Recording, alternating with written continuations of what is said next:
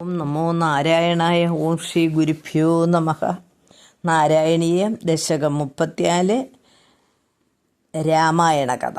ശ്ലോകം 1.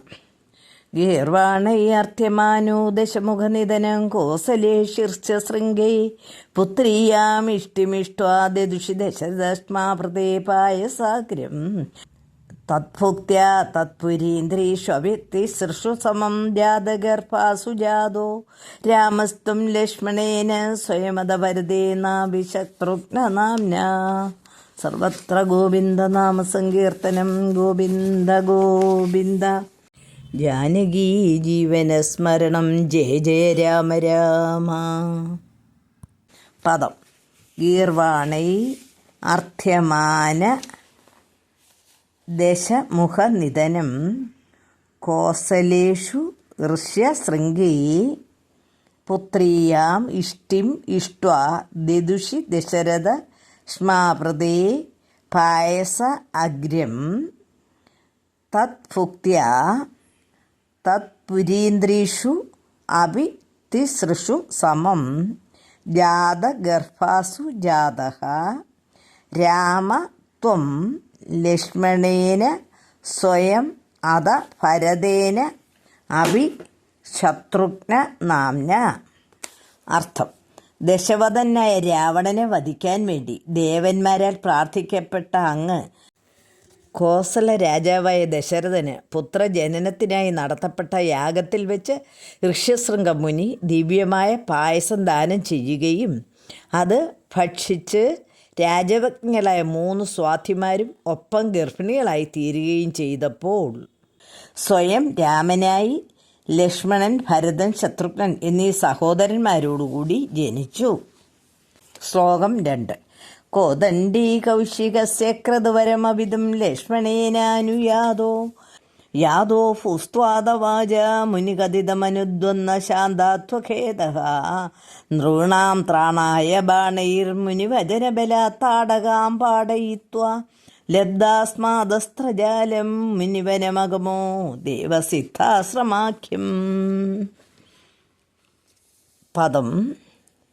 കോദണ്ഡീ കൗശികസ്യ ക്രതു വരം അവിദും ലക്ഷ്മണേന അനുയാതഃ യാത അഭൂ താത വാച മുനി കഥിത മനു ദ്വന്ദ് ശാന്ത അത്വഖേദഃ നൃണാം ത്രാണായ ബാണൈർ മുനി വചനബലാത് താടകാം പാടയിത്വാ ലബ്ധ്വാ അസ്മാത് അസ്ത്രജാലം മുനിവനം അഗമഃ ദേവസിദ്ധാശ്രമ ആഖ്യം. അർത്ഥം. ഹേ ദേവ, അങ്ങ് പിതാവിൻ്റെ ആജ്ഞാനുസരണം കോദണ്ഡപാണിയായി ലക്ഷ്മണനാൽ അനുഗതനായിക്കൊണ്ട് വിശ്വാമിത്ര മഹർഷിയുടെ ഉപദേശഫലങ്ങളായ 2 മന്ത്രങ്ങളുടെ മാഹാത്മ്യം മൂലം യാത്രാക്ഷീണവും വിശപ്പും ദാഹവും കൂടാതെ മഹർഷിയുടെ ശ്രേഷ്ഠമായ യജ്ഞം പരിപാലിക്കാൻ സഞ്ചരിച്ചു. സാധുജന സംരക്ഷണത്തിനു വേണ്ടി അങ്ങ് മഹർഷിയുടെ വാക്കുകൾ ആദരിച്ച് താടകയുടെ മാറിടം അസ്ത്രങ്ങളാൽ പിളർക്കുകയും അദ്ദേഹത്തിൽ നിന്ന് ദിവ്യാസ്ത്രങ്ങൾ സ്വീകരിച്ച് സിദ്ധാശ്രമം എന്നു പേരായ തപോവനത്തിലെത്തുകയും ചെയ്തു. ശ്ലോകം 3. മാരീചം ദ്രാവയിത്വാ മഹശിരസി ശരൈരന്യരക്ഷാംസി നിഘ്നൻ കല്യാം കുർവന്ന കല്യാം പതിപദരജസാ പ്രാപ്യ വൈദേഹഗേഹം ഭിന്ദാനച്ചാന്ദ്രചൂടം ധനു അവനി സുതാമിന്നിരാമേവ ലബ്ധ്വാ രാജ്യം പ്രാതിഷ്ഠിതാസ്ത്വം ത്രിഭിരവിജസമം ഭ്രാതവീരൈ സദാരൈ. സർവത്ര ഗോവിന്ദനാമസങ്കീർത്തനം. ഗോവിന്ദ ഗോവിന്ദ. ജാനകീ ജീവനസ്മരണം. ജയ ജയ രാമ രാമ. പദം. മാരീചം ദ്രാവയിത്വാ മഹശിരസി ശരൈ അന്യരക്ഷാംസി നിഘ്നൻ കല്യാം കുർവൻ അഹല്യാം പതിപദരജസാ പ്രാപ്യ വൈദേഹഗേഹം ഭിന്ദാന ചാന്ദ്രചൂടം ധനു അവനിസുതാം ഇന്ദിരാം ഏവ ലബ്ധ്വാ രാജ്യം പ്രാതിഷ്ഠിതാഹ ത്വം ത്രിഭി അഭിജസമം ഭ്രാതൃവീരൈ സദാരൈ. അർത്ഥം: യാഗവേളയിൽ അങ്ങ് ശരങ്ങൾ ഉതിർത്ത് മാരീചനെ അകറ്റുകയും മറ്റ് രാക്ഷസന്മാരെ വധിക്കുകയും ചെയ്തു. പാദരേണുക്കളാൽ വഴിക്കുവെച്ച അഹല്യയെ ശാപമുക്തയും നിർമ്മലയുമാക്കി തീർത്ത അങ്ങ് വൈദേഹ രാജ്യഗൃഹത്തിലെത്തി ചന്ദ്രചൂഡനായ പരമേശ്വരൻ്റെ ശാപം ഭേദിക്കുകയും ഭൂമിദേവിയുടെ പുത്രിയും ലക്ഷ്മി ഭഗവതിയുമായ സീതയെ പത്നിയായി സ്വീകരിക്കുകയും ചെയ്തു. അങ്ങ് പത്നിമാരോടുകൂടിയ വീരസഹോദരന്മാരോടുകൂടി സ്വരാജ്യത്തേക്ക് മടങ്ങി. ശ്ലോകം 4.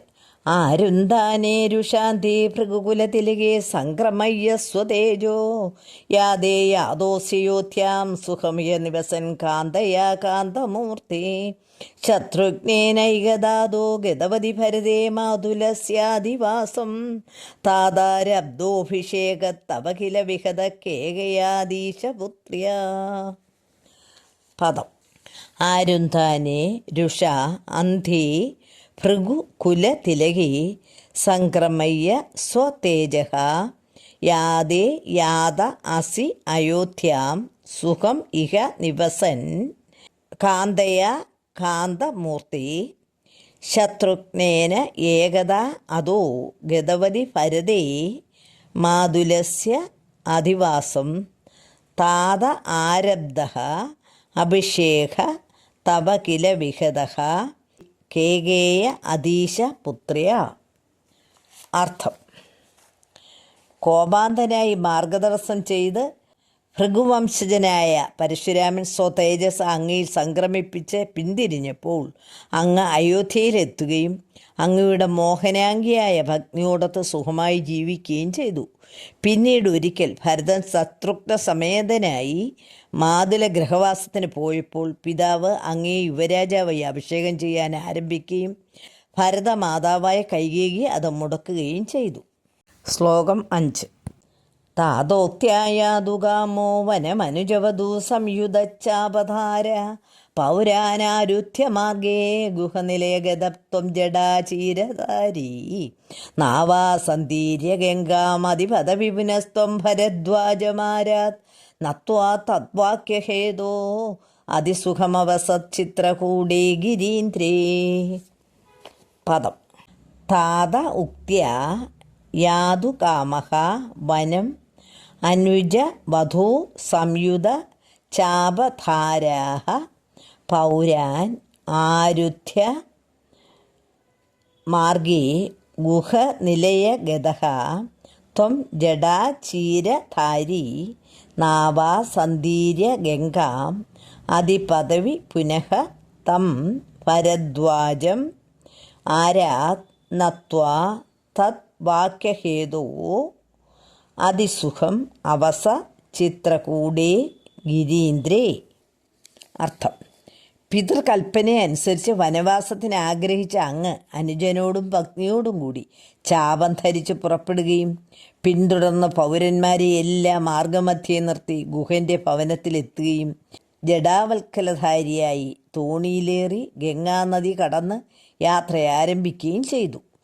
യാത്രാമധ്യേ സമീപത്ത് തന്നെ തപസ്സനുഷ്ഠിച്ചിരുന്ന ഭരദ്വാജ മഹർഷിയെ നമസ്കരിച്ച് അദ്ദേഹത്തിൻ്റെ ഉപദേശാനുസരണം അങ്ങ് ഉന്നതമായ ചിത്രകൂട പർവ്വതത്തിൽ സസുഖം ജീവിച്ചു.